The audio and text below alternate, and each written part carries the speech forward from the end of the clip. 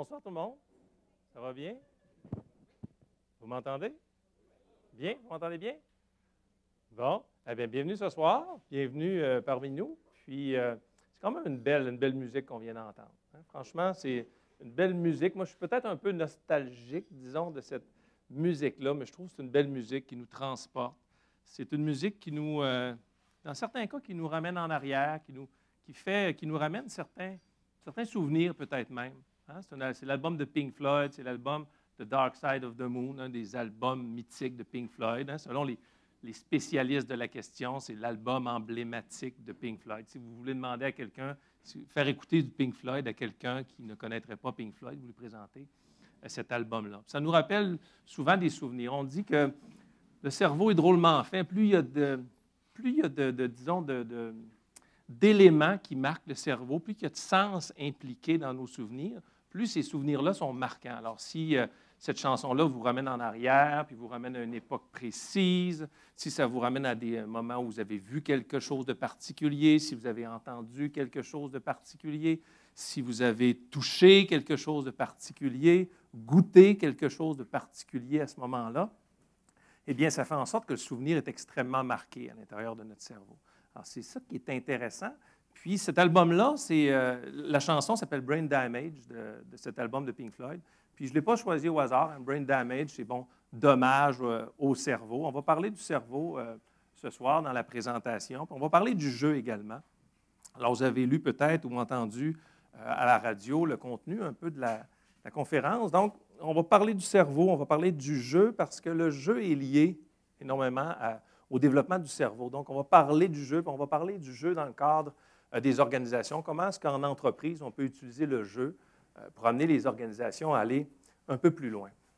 Donc, ça nous ramène cette chanson-là que j'ai choisie un peu en arrière. Je suis peut-être un peu nostalgique de cette musique des années 70. Je vais vous expliquer pourquoi tout à l'heure. Puis, je vais commencer ce soir la présentation en vous racontant...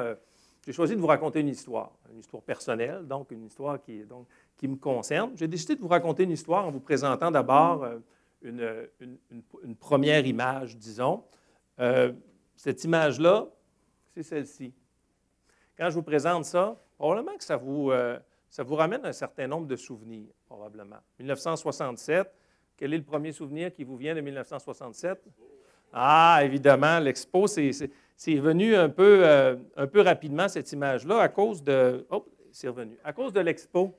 Hein? Regardez. L'Expo 1967, c'est un événement majeur. En 1967, hein, le monde avait les yeux tournés vers Montréal parce que c'était l'Expo. C'était quelque chose d'extraordinaire. On a construit des îles pour la venue de l'Expo.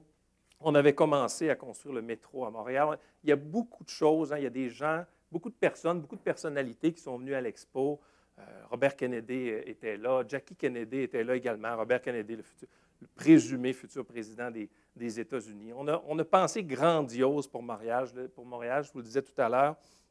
On a construit des îles. On avait même pensé à l'époque déménager la Tour Eiffel à Montréal pour la tenue de l'Expo universelle. Finalement, on a changé d'idée à la dernière minute. On trouvait ça un petit peu compliqué. Mais c'était quelque chose qui était quand même assez démesuré. Tout le monde regardait Montréal. Alors, l'Expo, c'est quelque chose de tout à fait particulier. Et on s'en souvient, d'autant plus que cette année, on fête les 50 ans de l'Expo. Donc, ça a marqué. Hein? On se rappelle de l'Expo, pour ceux qui étaient là, on se rappelle de l'Expo comme d'un événement qui était qui était quand même assez extraordinaire. Le monde était là, les langues, les pays. Je lisais un article hier sur l'Expo où quelqu'un rapportait l'Expo l'été de mes 13 ans, où il était là au moment de ses 13 ans, l'Expo. Il disait, pour moi, c'est ce qui a conditionné le fait que j'ai voulu voyager toute ma vie par la suite. Parce que j'ai rencontré des personnes, du monde, de la musique, des danses. C'est extraordinaire. Le téléphone sonne, c'est mon frère qui m'appelle. Et puis là, je suis en train de dire ça, mon frère a voyagé toute sa vie. J'ai dit, coudonc, Marc, est-ce que tu es allé à l'Expo, toi? Il dit, l'Expo. Alors, il me parle de l'Expo, il dit, c'était fantastique, il y avait du monde. Puis là, il commence à m'expliquer, puis le goût du voyage qu'il avait appris à partir de ce moment-là. Alors, l'Expo, c'était quand même, je dirais, quelque chose d'extraordinaire. Mais ce qui a marqué un événement, pour moi, ça a été difficile. C'est difficile pour vous de parler de l'Expo parce que je ne suis pas allé à l'Expo, moi, comme tel. Hein? Alors, pour moi, l'Expo, c'est quelque chose que j'ai je n'ai pas connu. Pour moi, en 1967, un événement qui est quand même marquant, un événement qui est inusité, c'est celui-là, 1967. Hein? Alors, c'est ma naissance. Je dis même peut-être inattendu, parce que moi, je viens d'une famille de 8 enfants. Alors, j'imagine que le 8e, il était comme un petit peu moins attendu que les autres dans la famille. Alors, ça, c'est un événement qui, pour moi, est marquant. J'imagine pour mes parents aussi. Donc, l'année 1967, ça, c'est quelque chose qui a dû me marquer, j'imagine, ce matin-là. Et là, on continue à 1967. Ensuite, c'est 68. 1968, c'est les mouvements, la grève étudiante en France, par exemple. Après ça, en 1969, il est arrivé d'autres événements, 68, 69, la guerre du Vietnam. 1969, d'ailleurs, on voit apparaître quoi? En 1969, on entend parler de Woodstock. Qui n'a pas entendu parler de Woodstock? Alors, c'est un événement musical important, Woodstock. Il y avait des gens se sont déplacés. On attendait quelques milliers de personnes. Il y a eu énormément, il y a eu des millions de personnes qui se sont déplacées. C'était extraordinaire, cette journée-là. La musique. Donc, c'était le début de quelque chose de différent, quelque chose de nouveau à la fin des années 60, le début des années 70. Quand on pense aux années 70, hein, on a en tête Table tournante. On en a une ici ce soir. On écoute de la musique des années 70. L'album de Pink Floyd ici, qu'on a écouté un extrait tout à l'heure. Donc, les années 70, c'est ça, table tournante, musique. Hein. Et à cette année-là, disons, dans le début de ces années-là, Woodstock, le début des années 70, il y avait beaucoup de musique. On pense, je ne sais pas moi, Pink Floyd, c'en est un. On pense à donnez-moi des exemples de musique des années 70. Led Zeppelin, Black Sabbath, Johnny Mitchell, nommez-en d'autres. Ah ouais? Jethro Tull, mon Dieu, j'en entends. Ah! Non, mais la musique, c'est à quelle... On dirait que ça s'est passé à cette époque-là, la musique. Du moins pour mes frères et mes sœurs plus vieilles. Hein? Parce que moi, pendant que mes frères et mes sœurs écoutaient cette musique-là, qui était d'une époque incroyable, moi, j'étais plutôt en train de regarder, d'écouter la musique d'une reprise des Oraliens, Colargol, ce genre de musique-là. Alors, je n'étais pas très dans ce moment-là. Alors, c'est comme si pour moi, l'expo, c'est comme quelque chose que j'ai manqué. Puis la musique des années 70, bien, pour moi, c'est également un rendez-vous manqué. Pendant que mes frères écoutaient cette musique-là, bien, moi, je n'écoutais pas cette musique-là. Puis c'est comme si j'ai manqué ça, cette époque-là. Puis je suis très nostalgique également de cette époque-là au niveau de la musique. Il me semble donc que c'était une belle époque au niveau de la musique, tout ce qui se passait. Tellement que moi, personnellement, j'ai continué à évoluer dans l'écoute de ma musique des Oraliens. Et puis tout à coup, mes frères avaient des collections de disques chez nous, mais je n'avais pas le droit d'y toucher. Mon frère s'est acheté une nouvelle table tournante, je peux vous en parler encore, une très belle table tournante Sears. Et puis, il y avait les manettes et les vues comme ça là-dessus, sauf que je n'avais pas le droit d'y toucher. Je pouvais juste la regarder, je ne pouvais pas toucher l'aiguille puis les disques. C'était compliqué. Jusqu'au moment où, un peu plus tard, je suis arrivé au secondaire à la radio étudiante, puis ça, c'était au tournant des années, à la fin des années 70, début des années 80. Je suis entré dans la radio étudiante, et là, tout à coup, ce que j'ai vu apparaître, parce qu'on était au tournant, les seuls disques qui restaient dans la radio étudiante, c'était tous les disques des artistes qu'on a parlé tout à l'heure. Je me souviens, le premier qui était sur le dessus, c'était le disque de King Crimson, une grosse face rouge. Je ne sais pas si vous vous souvenez de cet album-là. Bon, c'est ça, parfait, merci. Alors, c'était cet album-là. Et là, tous les albums, et la musique québécoise aussi qui s'ajoutait à ça. Ça, c'est les albums. J'ai été comme imprégné de cette musique-là par la suite. Mais c'était comme si c'était par emprunt. C'est comme si c'était un emprunt, tout ça. C'est comme si c'était, disons, un amour de la musique des années 70 par emprunt. J'étais nostalgique de quelque chose que je n'avais pas vraiment connu, mais que j'essayais de rattraper. Et puis ça, bien, ça te suit par la suite toujours, cet élément-là de j'aime la musique, mais cette musique-là, mais on dirait que je ne suis pas né dans les bonnes années. Hein. J'ai comme encore une fois une sorte de rendez-vous manqué, sauf ce rendez-vous-là, par exemple. Hein. Alors évidemment, quand Roger Waters est venu présenter le spectacle de Walt sur les plaines d'Abraham, qui était là? Hein? Moi, j'étais là. sais pas s'il y en avait d'autres parmi vous qui se sont présentés là, mais pour ceux qui n'étaient pas là dans la salle, là, vous avez raté quelque chose. Être au pied de ce mur-là pendant le spectacle sur les plaines d'Abraham, c'est un rendez-vous. Celui-là, je ne l'ai pas manqué, par exemple. Et c'est lié à cette nostalgie, disons, ce rappel de la musique de ces années-là. Et là, sur place, il y avait des gens de mon âge, il y avait des gens plus vieux qui avaient connu cette époque-là, et il y avait des jeunes aussi également, hein, qui, eux, s'intéressent à cette musique-là, peut-être par leurs parents, hein, entre autres. Alors ça, c'est un rendez-vous que ça, je n'ai pas manqué. Et on continue dans les années 70. Alors, on se rappelle l'Expo, pour moi, j'ai manqué ça. Le début des années, la musique des années 70, j'ai manqué ça. Là, vous vous dites, il n'y avait plus rien à manquer. Ben non. 1976. Encore une fois, c'était quoi? Hein? Donc, les Olympiques. Encore une fois, au niveau des Olympiques, tout le monde, hein, tout le monde avait les yeux rivés sur Montréal en 1976 parce qu'on y tenait les Olympiques de Montréal. Il y avait des gens, j'ai des vagues souvenirs des Olympiques. Je devais avoir 8 ou 9 ans à ce moment-là. Puis, ça vient qu'on ne sait plus si ce qu'on se souvient, c'est-tu qu'on l'a vécu ou c'est parce qu'on l'a vu à la télé, qu'on a lu sur ces choses-là. Et le cerveau ne fait pas toujours bien la différence entre le réel et ce qui est imaginé. Hein. L'information qu'on a dans notre cerveau, il ne fait pas tout à fait de la différence entre ce qu'on imagine et ce qui est réellement arrivé. Pas toujours. Alors, ça, les années 70, c'est les Olympiques. Hein, regardez, Sport Illustrated. Hein, comme Nadia Comaneci, la reine des Jeux. Alors, tout le monde se souvient, ses notes parfaites de 10 sur 10 à différentes disciplines de gymnastique. Alors ça, je me rappelle un peu de ça quand je vois les images. Mais je ne suis pas capable de dire si je l'ai vu à la télé au moment où j'avais cet âge-là des Olympiques. Donc, les Olympiques de 1976, c'était encore une fois, je me souviens de ça. Je sais que c'était grandiose, quelque chose de bien incroyable, qu'il s'était passé des choses. Mais c'était encore une fois pour moi quelque chose que j'aurais aimé être là, mais j'ai manqué ça un peu. Mais je sais que c'était quelque chose de quand même assez bien. Tous ces rendez-vous manqués, hein, dans mon cas, vous dites, pauvre Éric, il a donc bien manqué des rendez-vous dans sa vie.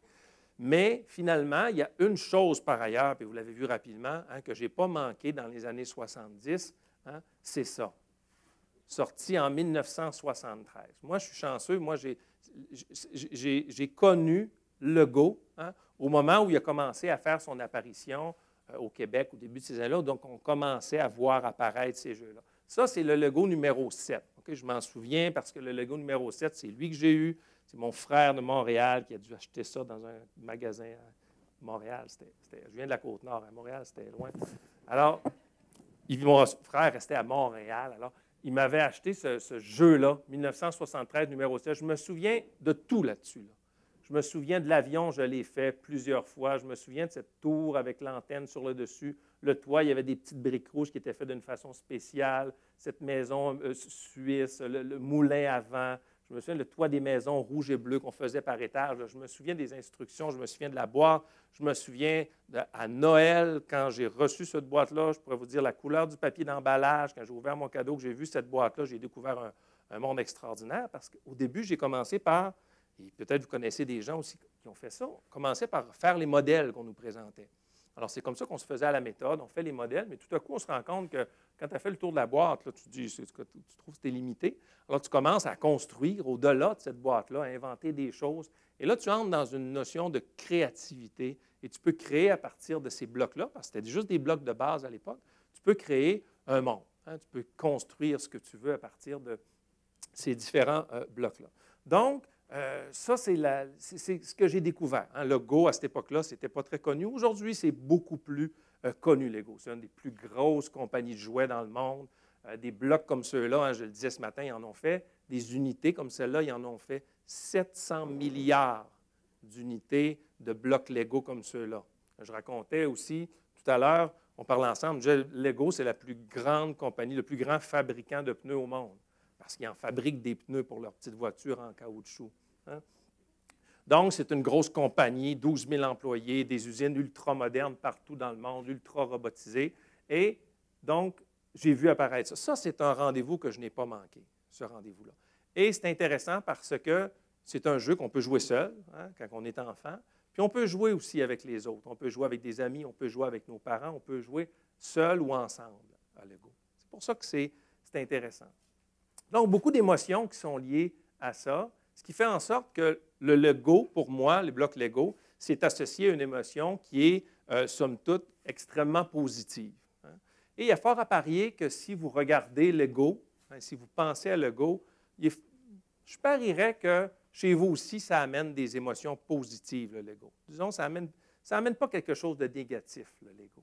Alors, ça amène souvent un sourire. Lorsqu'on présente des Legos, les gens ont tendance à vouloir, vous en avez sur les tables. N'hésitez pas à ouvrir les sacs. N'hésitez pas à toucher au Lego. Là, ils sont dans un sac, mais vous pouvez l'ouvrir, puis vous pouvez toucher au Lego. Je demandais à ma blonde d'en toucher quelques-uns, mais elle est habituée, ma blonde, parce que j'en fais beaucoup du Lego. Puis les enfants aussi ont fait beaucoup de Lego. Mais disons que ça, bien, c'est ce que ça représente, le Lego. C'est un élément, c'est un médium hein, qui est quand même assez positif. Donc, on a le goût de toucher au Lego, on a le goût de travailler avec les Legos. Lego, une compagnie du Danemark, hein, donc ça a été fondé au Danemark. Les Got en danois, qui veut dire jouer bien, ou jouer mieux, ou aimer jouer. Donc, c'est lié au jeu, au plaisir. Dans le monde, je vous disais tout à l'heure qu'ils ont produit 700 milliards d'unités. Ça veut dire que si on ferait une moyenne pour essayer de représenter le Go dans le monde, on dit qu'à peu près chaque personne ou chaque famille possède au moins 94, entre 94 et 100 blocs Lego, si on essaie d'imaginer ça. Tout le monde aurait à peu près 100 blocs Lego, hein, si on essaie d'imaginer cette moyenne-là. Donc, ça vient du Danemark, une compagnie qui a été développée à cet endroit-là et qui tranquillement s'est développée, s'est propagée. Et puis, tout à coup, dans les années 70, on a vu apparaître, moi, j'ai vu apparaître ça au pied de l'arbre de Noël et ça m'a marqué d'une façon quand même assez positive. Le jeu, hein, donc le Go, c'est un jeu. Puis le jeu, c'est un élément qui est important pour le développement des enfants et des adultes. Donc, ça participe au développement notamment des jeunes, parce que ça contribue au développement de leur potentiel de créativité. Et ce qu'on dit, c'est que plus tard, dans la vie adulte, le fait d'avoir développé ce potentiel créatif, ça va avoir un lien avec certains éléments, notamment la satisfaction ou, disons, la réussite créative. Hein? Et ça peut avoir un lien, comme c'est lié à la créativité, aussi avec la santé des individus. Cet élément-là de jeu va être lié avec la santé des individus. Puis, Lego, c'est un jeu qui s'adresse également aux enfants puis aux adultes. On dit qu'il y a 300 000 dans le monde AFOL, des Association des Fans of Lego. Okay? C'est des gens adultes qui sont fans des Lego dans le monde. Ils ont des associations, à peu près 250 associations dans le monde. Et maintenant, ces gens-là sont consultés par Lego lorsqu'ils font le développement de leurs nouveaux produits. Donc, il y a des adultes qui continuent à jouer avec les Legos. Ce qui fait en sorte qu'à quelque part, dans le cheminement de Lego, ils se sont posé la question s'il y a des enfants qui jouent au Lego et c'est bon pour leur créativité. Puis il y a des adultes qui jouent au Lego, puis on sait que la créativité, c'est un élément important. Les gens se sont posé la question, est-ce que ça ne pourrait pas être intéressant pour le développement des organisations? Alors on dit ici, hein, par rapport au jeu, nous n'arrêtons pas de jouer parce que nous vieillissons parce que nous arrêtons de jouer. Hein? Parce que le jeu hein, est lié au développement du cerveau. C'est lié positivement au développement du cerveau, puis ça permet d'éviter que le cerveau vieillisse trop vite. C'est pour ça qu'on fait appel à ces éléments-là du jeu, parce que c'est bon pour la santé du cerveau. Okay? Ce qui fait en sorte qu'on dit souvent, non, on n'arrête pas de jouer parce qu'on vieillit, on arrête de jouer, on vieillit parce qu'on arrête de jouer. Et les gens, les adultes, quand on consulte les fans, ces gens-là qui font partie des associations de Lego, on se rend compte que ces gens-là, c'est des gens qui ont joué au Lego lorsqu'ils étaient jeunes, des gens qui ont arrêté de jouer au Lego ensuite pendant une certaine période lorsqu'ils étaient, par exemple, adolescents ou jeunes adultes, parce que c'est comme si là, c'est moins hot de jouer avec des Legos. Et c'est des gens qui reviennent à ça plus tard lorsqu'ils ont des enfants et lorsqu'ils retouchent, lorsqu'ils reprennent contact avec ces Legos, bien à ce moment-là, il y a toute cette magie-là qui revient en eux, il y a toute cette émotion positive qui est liée au Lego. Donc, c'est un élément, le jeu, c'est important pour le vieillissement. C'est pour ça que lorsqu'on étudie des maladies, par exemple comme l'Alzheimer, on questionne ces éléments-là, puis on essaie de trouver des façons de garder les gens actifs. Et le jeu, ça fait partie de ça, au niveau du développement. Donc, le jeu répond à plusieurs objectifs. Établir des relations. Alors que ce soit lorsqu'on est plus jeune ou même lorsqu'on est plus vieux, le jeu, ça permet d'établir des relations, d'exprimer des émotions. Hein, le jeu, quand ça va bien, hein, le jeu, on exprime des émotions. Quand ça va moins bien, on exprime des émotions également. Mais disons, ça nous connecte avec les émotions. Ça nous permet de se mesurer aux autres et ça permet surtout de développer ses capacités cognitives, autant chez les jeunes que chez les adultes, parce que les recherches montrent, avant on avait l'impression qu'on disait souvent, ou la recherche montrait que le développement cognitif se faisait surtout dans la jeune enfance, chez les enfants. Plus on était jeune, plus on avait de chances de se développer, plus on vieillissait, moins que ce développement cognitif-là était efficace. Et on se rend compte aujourd'hui dans la recherche que le développement du cerveau, le développement continue même à l'âge adulte. Le cerveau continue de se développer. Notre cortex cérébral continue de se développer, peu importe l'âge qu'on a. Alors, c'est un élément, on peut développer ses capacités cognitives tout au long de la vie et le jeu aide à développer ses capacités cognitives. Donc, le jeu, ça aide au potentiel créatif des enfants, je le disais tout à l'heure. Ça amène la réussite à l'âge adulte, puis c'est lié beaucoup au bonheur et à la santé des adultes. Hein? De plus en plus de recherches qui s'intéressent au jeu font des liens avec la santé des individus. Alors, on peut se poser la question, pourquoi arrêter de jouer? Pourquoi on joue jeune et tout à coup, on vieillit, c'est moins hot de jouer. Et quand on arrive dans le monde adulte ou qu'on arrive dans le monde, le monde sérieux des entreprises, tout à coup, on arrête de jouer. Tout à coup, on ne peut plus faire d'erreurs. Tout à coup, on ne peut plus se tromper. Lorsqu'on joue avec des blocs Lego, on en fait des erreurs. On crée des choses, on construit, ça ne fonctionne pas, on déconstruit, on replace. Donc, on fait des choses, on fabrique, on a le droit de se tromper, de recommencer, de créer. Mais rendu à l'âge adulte, c'est comme si cet élément-là se trouvait à disparaître. Alors, on questionne ces éléments-là. On a questionné ces éléments-là en se disant pourquoi à l'âge adulte, ça devrait disparaître. Et est-ce qu'on ne pourrait pas utiliser cette notion de jeu, comme il y a un lien avec la créativité, utiliser cette notion-là et la mettre en lien avec les organisations. C'est ce qu'on appelle le jeu sérieux ou le serious play en anglais. Alors, on a questionné ça, on s'intéresse à ces dimensions-là. On dit que c'est des méthodes d'enquête et d'innovation pour la résolution créative des problèmes, surtout dans les contextes organisationnels. Évidemment, dans les organisations, des problèmes complexes, il y en a. Des solutions toutes faites, il y en a très peu. L'environnement des organisations change très vite. Les organisations doivent s'adapter, doivent réorganiser leur structure, repenser leur structure organisationnelle pour se donner un peu plus de flexibilité. Puis recherche la créativité. Et le fait d'utiliser le jeu, ça permet, dans le monde du travail, d'avoir accès à cette créativité. Et ça pourrait permettre le développement des individus, des équipes et le développement stratégique des organisations.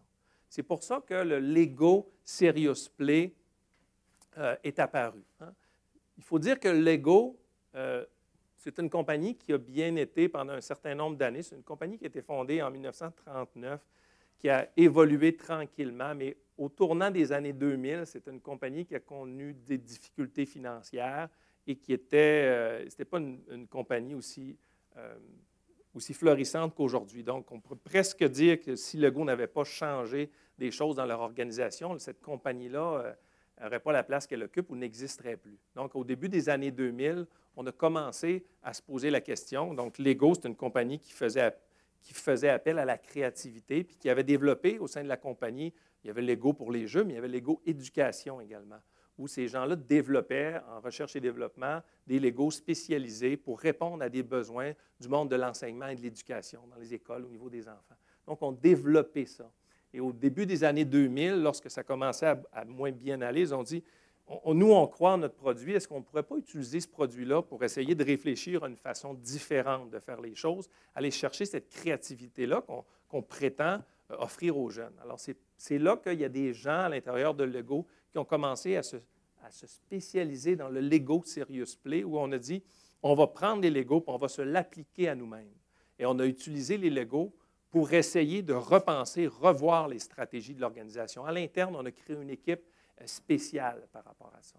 Et on a mis sur pied donc le Lego Serious Play, une méthode, une approche qu'on a développée avec 2 universités européennes où on a dit, on va essayer d'appliquer ça à notre propre organisation. Et dans ces années-là, on a vu Lego qui a commencé à remonter et Lego est aujourd'hui la compagnie qu'on connaît.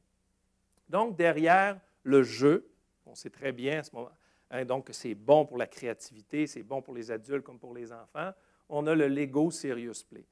Mais évidemment, derrière ça, parce que des fois, ça fait un peu peur, hein, lorsqu'on veut jouer, on amène cette méthode-là avec des gens sérieux dans les organisations, les gens hésitent, les gens ont un peu peur, mais derrière cette méthode-là, il y a quand même une réflexion qui a été faite d'un point de vue théorique. Le premier élément qui soutient cette approche-là de Serious Play, de Lego Serious Play, c'est la connaissance, dans le fond. De quelle façon est-ce qu'on peut arriver à construire notre connaissance? Puis on dit, bien, la connaissance, on dit que l'individu construit sa connaissance au fil des interactions qu'il a avec son environnement. Donc, on rencontre dans notre cheminement des phénomènes, des personnes, des situations, et c'est de cette façon-là qu'on arrive à construire notre connaissance, par nos interactions avec notre environnement. C'est pour ça que chacun a une perception différente de la réalité. Hein? Il n'y a pas une réalité qui existe et c'est la même pour tout le monde. Puis il s'agit de la regarder, de la mesurer, puis c'est celle-là. Le constructivisme dit qu'il y a une réalité qui est différente pour chacun, puis on construit cette connaissance-là qu'on a du monde et de nous-mêmes à partir de nos interactions avec l'extérieur, avec nos échanges avec l'extérieur. C'est comme ça qu'on construit notre connaissance. Hein? Donc, cette idée de construction ici est intéressante. Un autre élément qui est lié à l'utilisation de la méthode Lego, c'est qu'on dit que l'individu va construire encore mieux sa connaissance, avoir de meilleurs apprentissages s'il construit un objet réel avec ses mains.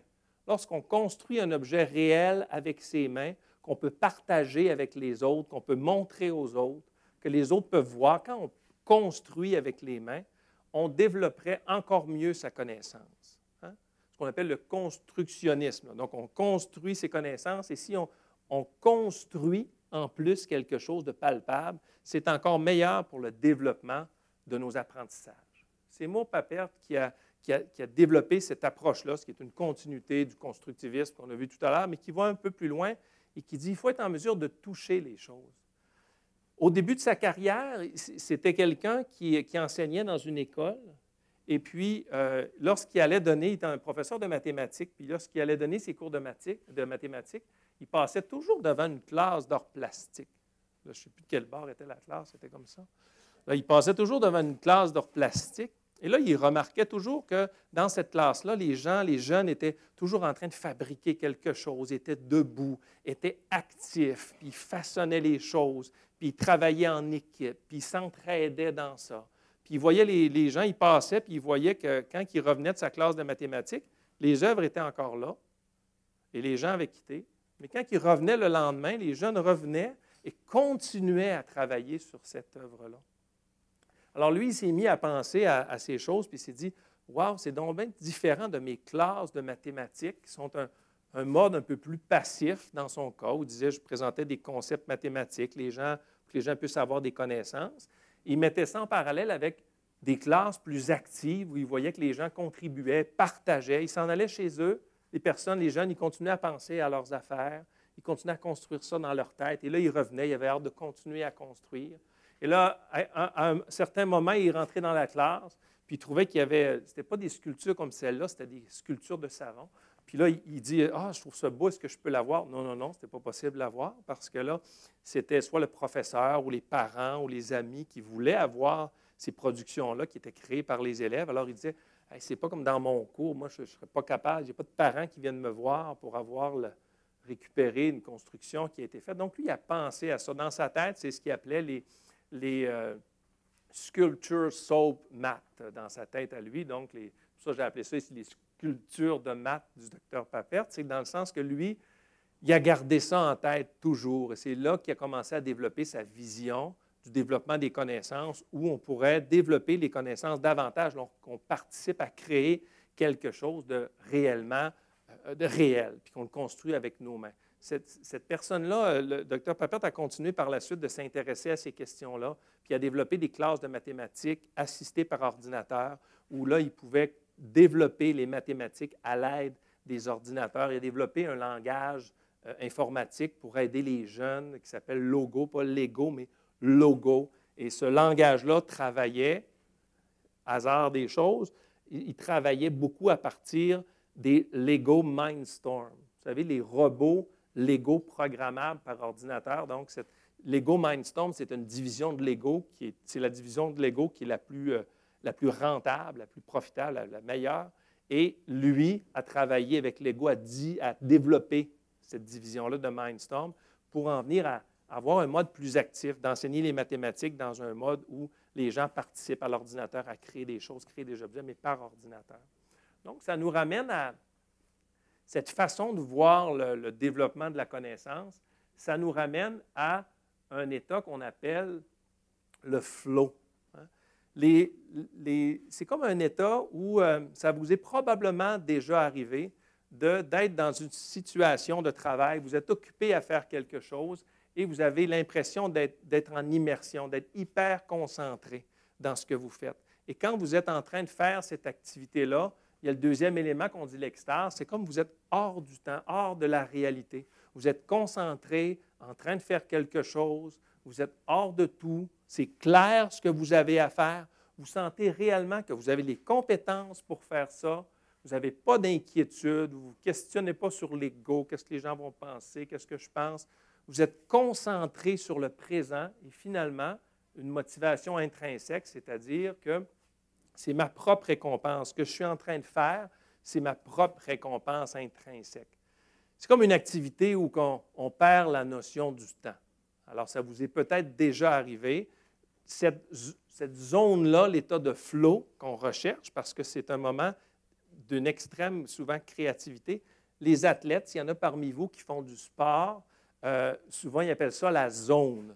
Hein? Cette zone-là, si vous faites de la course, si vous faites du vélo, si vous pratiquez un sport, une sorte de zone où quand vous entrez dans cette zone-là, vous perdez la notion du temps, vous êtes dans le moment présent, vous êtes concentré sur ce que vous le faites pour vous parce que vous aimez ça et vous êtes à ce moment-là très efficace. Hein? Alors, cet état de flow, on la représente de cette façon-là sur le graphique.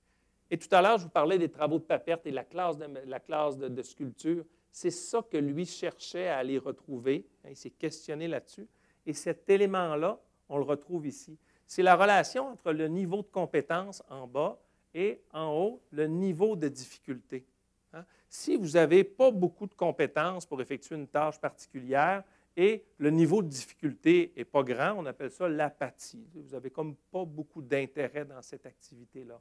Par contre, si votre niveau de compétence est faible et votre niveau de difficulté est plus haut, là, ça amène de l'inquiétude. Je dois réaliser ça, c'est difficile, je suis inquiet parce qu'il me manque des compétences. Si vous allez beaucoup plus haut, bien là, vous n'êtes pas juste inquiet, vous êtes anxieux parce qu'on vous demande de réaliser quelque chose qui est extrêmement difficile et ça crée de l'anxiété chez vous. À l'inverse, si votre niveau de compétence est très, très haut, mais le niveau de difficulté est bas, c'est de l'ennui. Vous êtes trop compétent pour peu importe ce que vous faites, là, pas juste au travail, là, non, peu importe. Donc, vous êtes trop compétent, vous avez trop de capacité par rapport au niveau de difficulté. Si votre niveau est très, très, très élevé, pas de niveau de difficulté, c'est comme la relaxation. Okay? Ce qu'on va chercher, hein, alors le point bleu au centre, c'est comme le niveau à peu près où on se situe en moyenne à l'intérieur de ça. Et ce qu'on va rechercher, c'est de se situer plutôt du côté droit du graphique. Okay? Donc, au-dessus de la relaxation. Et on va se retrouver, hein, si par exemple votre niveau de compétence est trop au centre, mais que le niveau de difficulté est très élevé, vous voyez qu'il est écrit « alerte ». Hein? Alors là, vous êtes comme en mode alerte, c'est-à-dire que vous avez un certain nombre de compétences, le niveau de difficulté est très élevé, et là, vous dites « il faut que je fasse quelque chose, parce que si je ne fais rien, je vais tomber dans l'anxiété avec la tâche. Et donc, ce que je dois faire, c'est augmenter mon niveau de compétence pour retomber dans cette zone-là qu'on voit ici, là, où qui est écrit « flow ». Okay? Avec le Lego Serious Play, on essaie de se promener à l'intérieur de ces zones-là. On commence en bas par la relaxation, il y a un petit bloc, parce que je vous disais, le Lego, ça ne crée pas d'anxiété, ce n'est pas quelque chose que les gens ont peur de faire. Ce qui fait en sorte, lorsque vous présentez les Legos à une équipe de travail, par exemple, les gens ont tendance à voir ça d'une façon positive. C'est relax au départ. Et par la suite, on monte le niveau de difficulté des activités qu'on fait. Il y a une sorte de contrôle. Hein? Je vous parlais tout à l'heure sur l'image, quand on commence à fabriquer à partir des images sur la boîte, on développe nos habiletés, on est en contrôle. Ensuite, on amène les individus dans un état de flow, c'est-à-dire que là, on pose un défi suffisamment difficile que les gens vont se mettre à construire et là, ils perdent. À ce moment-là, on le constate quand on le fait avec les gens perdent cette notion de temps. Ils sont très concentrés sur ce qu'ils font, puis ils construisent avec leurs blocs. Et là, ils sont dans cet état-là. Et là, on peut continuer dans le processus en leur posant des questions beaucoup plus signifiantes, des questions qui ne sont pas faciles à répondre, surtout des questions qui sont liées à l'identité individuelle. Et là, les individus arrivent dans un état d'alerte parce que les gens disent « Ouf, c'est une question difficile, on ne sait pas comment répondre. » Et là, ce qu'on dit aux gens, c'est hey, « Cassez-vous pas trop la tête avec ça. Là. Construisez, vous allez voir, ça va venir. » Et là, les gens recommencent à construire et les gens reviennent tout à coup dans cette zone-là qui est indiquée flow. C'est indiqué hard fun parce que c'est du plaisir difficile. Ce n'est pas juste du plaisir, c'est du jeu, c'est plaisant, mais ce n'est pas juste du jeu parce que ça devient difficile. C'est ce qu'on appelle le hard fun.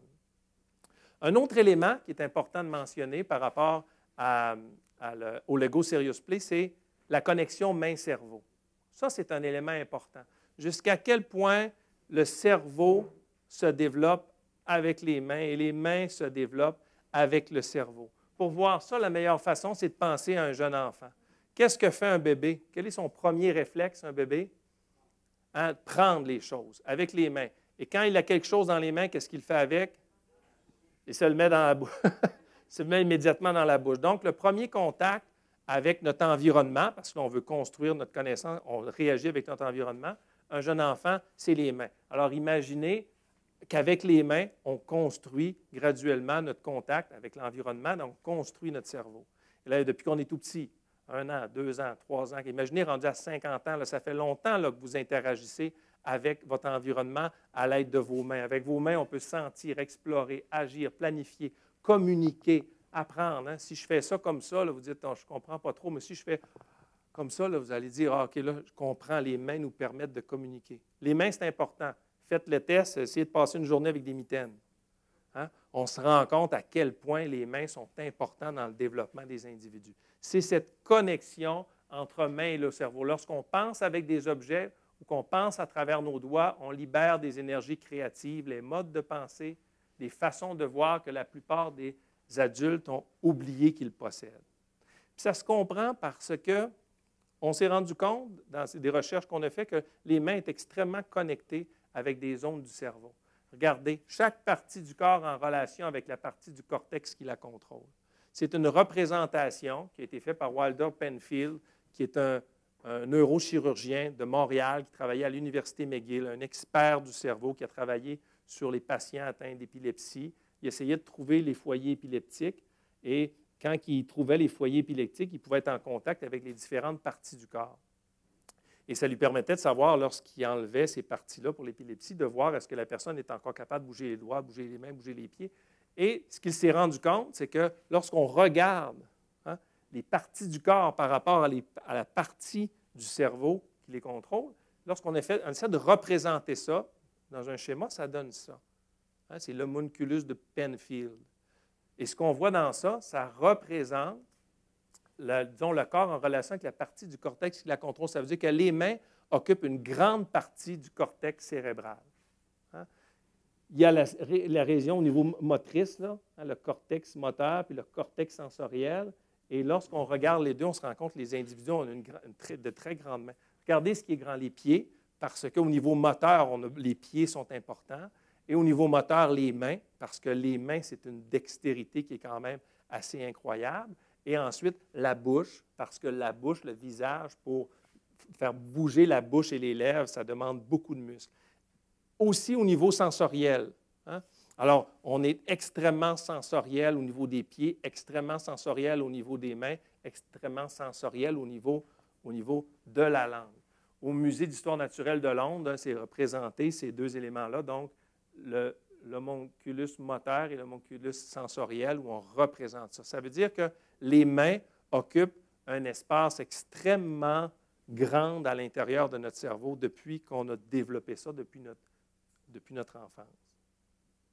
Donc ça, c'est un élément, la collection main-cerveau. Un autre élément, également à la base du Lego Serious Play, c'est l'élément de la métaphore et de l'histoire. La métaphore, c'est une façon qu'on a de pouvoir formuler nos idées. de façon à mieux les expliquer. Lorsqu'on a une idée qui est un peu complexe à exprimer, l'utilisation de la métaphore est intéressante. Comme par exemple, si on dit, là on est dans un théâtre, je suis sur une scène, si on dit le monde est une scène où chacun a un rôle à jouer, ça nous permet, si on demande à quelqu'un, c'est quoi le monde pour toi? C'est un peu embêtant à présenter. Mais si la personne exprime sa vision du monde comme une scène où chacun a un rôle à jouer, où il y a des gens qui entrent, il y a des gens qui sortent, il y a des gens qui ont différents rôles, ça nous permet d'exprimer notre idée d'une façon beaucoup plus claire. Ou des fois, on va dire l'argent est un mauvais maître, ou on va dire différentes façons d'exprimer les choses de façon à mieux faire comprendre aux autres, puis même se faire comprendre à soi-même l'idée qu'on en a. Donc, l'utilisation de la métaphore, c'est à la base de l'utilisation du Lego Serious Play. Également, l'histoire, approfondir ses idées par la parole et le partage. Le fait de partager avec les autres, on le disait tout à l'heure, hein, que lorsqu'on échange avec les autres, ça permet de mieux construire notre connaissance et notre apprentissage parce qu'on échange avec les gens. Alors, cette histoire le fait de raconter une histoire, métaphore, raconter une histoire, c'est un élément qui est intéressant, qui est à la base. Rasmussen, c'est le type chez Lego que je vous disais tout à l'heure, qui a travaillé pour Lego Group, Lego Éducation, Lego Mindstorm, qu'on a parlé tout à l'heure. Et de 2001 à 2004, le Lego Serious Play, c'est lui qui a travaillé sur cette formulation d'une méthode de façon à pouvoir travailler avec les organisations en utilisant cette méthodologie Lego. Donc, son nom, Robert Rasmussen, c'est quelqu'un qui était un Danois qui a travaillé au développement de ces éléments-là. À cette étape-ci, je pourrais vous dire, ouais, mais est-ce que, Éric, tu es capable de faire un lien entre les différents concepts que tu nous as présentés jusqu'à maintenant? Serais-tu capable de faire un lien entre le Dr. Wilder Penfield, M. Legault, l'Expo 1967, les Olympiques de 1976? Alors, j'ai dit, je vais essayer de me lancer un défi pour faire des liens, puis on découvre des choses à force d'approfondir certains concepts. Voulez-vous avoir la réponse? Hein? Le Dr. Wilder Penfield, lorsqu'il a publié son livre sur ce qu'on a vu tout à l'heure, le homunculus, les régions du cerveau qui sont occupées par les différents rôles moteurs et sensoriels, il a publié son volume ou son livre avec un collaborateur. Hein? Et savez-vous comment s'appelait ce collaborateur? Rasmussen. Pas Robert Rasmussen, mais Théodore Rasmussen. Mais je ne sais pas s'il y a un lien de parenté, mais c'est un Rasmussen. Ensuite, Wilder Penfield a un lien aussi avec l'Expo de 1967. Je trouve ça curieux.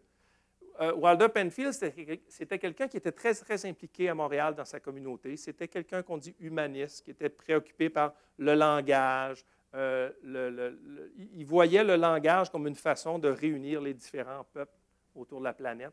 Donc, c'était quelqu'un qui était très, très, très impliqué. Et quand on a mis sur pied l'Expo 1967, en 1963, on a mis sur pied un comité pour dire, oui, c'est Terre des Hommes, là, il va y avoir des gens qui vont venir de différents pays, mais il faudrait avoir un comité pour voir quelles seraient les autres thématiques qui vont être explorées à l'intérieur d'Expo 1967. Qui était le principal acteur de ce comité? Wilder Penfield, évidemment. Et il nous reste encore les Jeux olympiques de 1976. Bien, ça, c'est un petit peu moins drôle, c'est que Wilder Penfield est mort en avril 1976. Alors, on est capable de faire des liens, un peu de lien avec tout ça quand même. Hein? C'était, à force de lire sur quelque chose, on découvre. Ah non, je me trouve hot, j'en reviens pas de faire des liens avec tout ça. Lego Serious Play. Hein? Donc, pour terminer, je vais vous présenter un petit peu la méthode. Il me reste quelques minutes. D'abord, ça a été utilisé avec de grandes compagnies dans le monde, jusqu'à la NASA. Okay? Alors, il y a plusieurs compagnies, une centaine de compagnies dans le monde qui utilisent cette méthodologie. Donc, ce n'est pas juste une lubie d'Éric Jean qui a été marqué par les logos quand il était petit parce que son frère avait acheté le numéro 7. Ce n'est pas juste ça. C'est une méthodologie robuste qui a été développée et qui aujourd'hui est utilisée par plusieurs grandes organisations. De quelle façon ça fonctionne? Il y a une séquence toujours qu'on reproduit. Okay? La notion de question, construction, partage, réflexion, basée sur les éléments théoriques qu'on a vus tout à l'heure. D'abord, on pose toujours une question aux gens, et plus on avance dans le processus, plus la question est difficile. Et à quelque part, ça devient du hard fun. Là. On joue avec des Legos, mais ça devient très dur de répondre, et ça devient très difficile de passer au travers une activité comme celle-là. Donc, on pose une question, ensuite on construit. Donc, pour répondre à la question, on dit « Je vous pose une question » et vous devez commencer à construire. Hein? Et avec cette construction-là, vous allez par la suite nous raconter une histoire. Alors, on pose une question. Les personnes, pour répondre à la question, doivent construire un modèle en Lego, donc avec leurs blocs Lego. Et par la suite, les gens doivent partager le résultat. Alors, les gens, donc, racontent une histoire. Voilà ce que moi j'ai fait, voilà l'histoire que ça raconte. Okay? Et ensuite, il y a une période de réflexion où, là, ensemble, on réfléchit sur ce qui vient d'être trouvé. Et là, on passe à une deuxième étape avec une question différente. Et les gens construisent. Les gens partagent leur histoire. Et là, on fait une boucle comme celle-là où on a de plus en plus des questions signifiantes et difficiles dans le processus. Où on veut en venir avec ça, c'est qu'on veut tenter, donc l'objectif, c'est tenter de passer dans une réunion comme celle-là, en milieu organisationnel, où souvent, c'est la loi de Pareto qui s'applique, donc de 80-20, qu'à 80 du temps de parole est occupé par 20 des personnes dans une réunion. C'est lean back, c'est-à-dire que les gens sont à côté dans leur chaise. Voyez-vous, tout le monde est à côté comme ça. Les gens écoutent. Et quand tu es à côté, quand tu es vers l'arrière, tu n'es pas très impliqué dans le processus. Tu es vers l'arrière, tu écoutes. Il y a des gens qui ne regardent pas, il y a des gens qui n'écoutent pas, puis il y a 20 des individus. Ce n'est pas la réalité, ça n'arrive pas comme ça pour de vrai dans la vraie vie, là, dans les réunions. Non, hein? Alors, l'idée de ça, puis regardez, j'ai mis le chiffre, là, il y en a un qui c'est 0, l'autre c'est 2 6, 0, 0, 0, 3, 1, 3, 5. Là, c'est les répartitions du 20. Donc, bon. Voyez-vous, alors, la part significative de chacun, c'est lorsqu'on a des activités de Lego Serious Play, tout le monde est impliqué, tout le monde participe. Ça, c'est des images réelles de cas d'entreprise. Okay? Alors, au lieu d'être lean back, d'être en arrière, on est comme lean forward, on est par en avant dans le processus parce que c'est très dur de construire des Legos comme ça parce que toutes les pièces sont sur la table. Alors, il faut que tu sois autour de la table, tu dois construire et quand tu construis, tu es avec les gens. Alors, on veut passer à un objectif où il y a peu de gens qui sont impliqués, un objectif où il y a tout le monde est impliqué dans le processus. Les règles sont simples, ne pas avoir un meeting avec soi-même. C'est-à-dire, lorsqu'on pose une question, il ne faut pas entrer dans le raisonnement, c'est quoi la réponse à cette question-là? Non, non, tu n'as pas un meeting. On te pose une question, commence à construire. Hein? Avoir confiance en ses mains, les laisser choisir les briques. Souvent, les gens me disent, « Oui, mais la question est difficile, je ne sais pas quoi faire avec ça. » Rasmussen me disait toujours, « Just build. » Des fois, la question est difficile. Puis Robert disait, « Non, just build. Trust your hands. Fais confiance à tes mains. Fais juste construire. » Et là, tu dis, là, tu ne crois pas à ça parce que tu n'as aucune idée de ce que tu vas être capable de répondre parce que c'est difficile. Et là, tu commences à construire avec les briques. Et là, tout à coup, tu construis, tu mets des briques ensemble. Et là, tu arrives pour raconter ton histoire. Tu n'aurais jamais pensé que tu aurais été capable de faire ça. Ça permet de faire des prises de conscience, puis ça permet de répondre à des questions qu'on pensait ne pas pouvoir répondre. Laisser émerger l'histoire en la racontant. Les gens stressent, là, vont dire, comment je vais faire pour raconter une histoire? Tu n'as pas à te stresser avec ça. Prends ton modèle, commence à parler, puis l'histoire va venir tout seul. Okay? Ensuite, ne pas se préoccuper du style ou du design. Dans cette méthode-là, ce n'est pas gênant. Là. Le but, ce n'est pas de faire un beau logo. Tu sais, c'est dur de faire un beau logo. Là. Tu fais le logo que tu as construit, c'est tout. Tu n'as pas à te préoccuper, est-ce que tu es bon en Lego? Est-ce que tu vas être capable de faire un beau modèle? Ou est-ce que tu n'as pas à te préoccuper de ça? C'est une limite. Hein? Donc, il n'y a pas de limite. Il n'y a pas cette limite-là qui pourrait faire en sorte que si tu demandes aux gens de peinturer ou de faire un dessin, des fois, c'est embêtant un peu. Demande aux gens de chanter. Hey, chanter, c'est embêtant. Aux gens de danser. Si tu n'es pas bon quand tu chantes, là, ou si tu n'es pas bon quand tu danses, là, tu t'en rappelles longtemps. Hein? Moi, j'ai un de mes amis, là, Jean-Pierre, là, quand il était petit à l'école, on va à l'école depuis la maternelle, là, sa mère lui avait demandé de participer à un concours de danse, là, de claquettes. Puis, on était en troisième année, je pense, puis elle a envoyé danser la claquette en mocassin. Vous imaginez ça, danser la claquette en mocassin?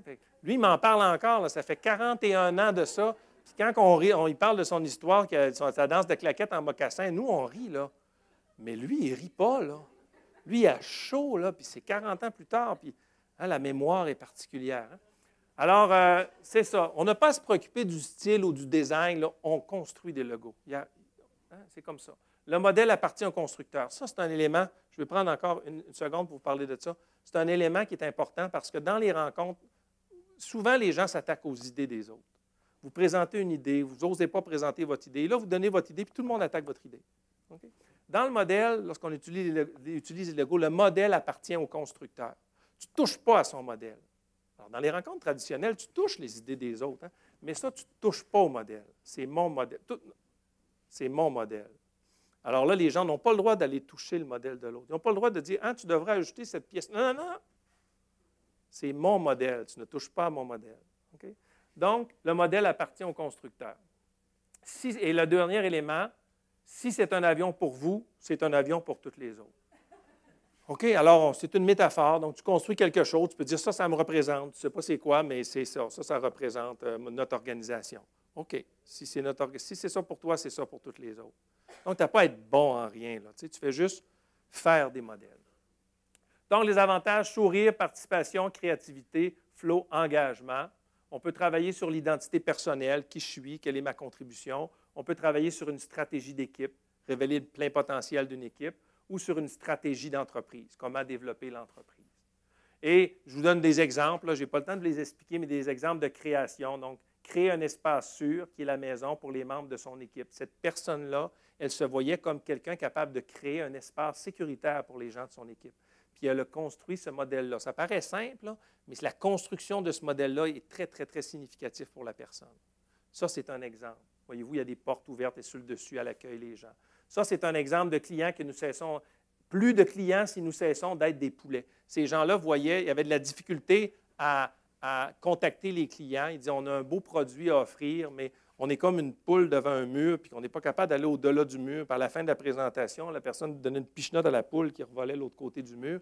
Et c'est devenu, cette notion-là de poule est devenue comme une valeur culturelle pour l'organisation. Alors, c'est un exemple au niveau de l'équipe. C'est simple, mais ça signifie tellement de choses. Et ça, un dernier élément, les résultats, le faible lien entre le département de design et celui de comptabilité, c'est qu'à l'intérieur de l'entreprise... Je n'ai pas choisi l'exemple, là, c'était le... Alors ça, c'était une entreprise. Ce qui est intéressant au niveau de l'entreprise, c'est que chacun crée des modèles, on met les modèles en commun, puis on établit des relations plus ou moins fortes, par exemple, entre les départements. Et où est-ce qu'il y a une ficelle, c'est parce que tu peux bouger, tu bouges ça, puis il y a une ficelle, tout que ça casse. Ah, OK, ça exprime ce que ça veut exprimer. Alors que dans certains cas, les gens vont mettre des échelles pour créer une passerelle, ou les gens vont mettre des blocs Lego solides entre des entités de l'organisation. Alors qu'ici, on disait, design, comptabilité, on ne se parle pas, puis on avait représenté ça par des cordes. Hein?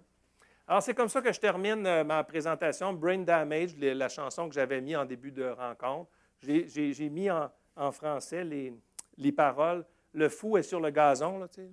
The lunatic is on the grass. Hein? Alors, je ne chanterai pas toutes les lignes, là. Il se rappelle les jeux, j'aimais ça pour ça, les chaînes de Marguerite et les rires, il faut garder les fous sur la voie.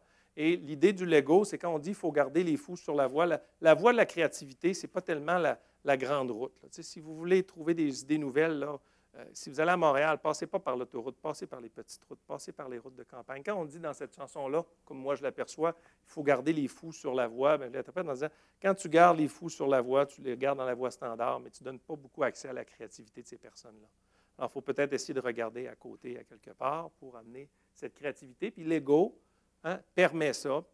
Puis si ça permet ça, il y a une raison pour ça, c'est parce que il y a une réflexion théorique derrière ça qui nous permet de comprendre le fonctionnement davantage, le fonctionnement du cerveau et le développement des individus. Merci.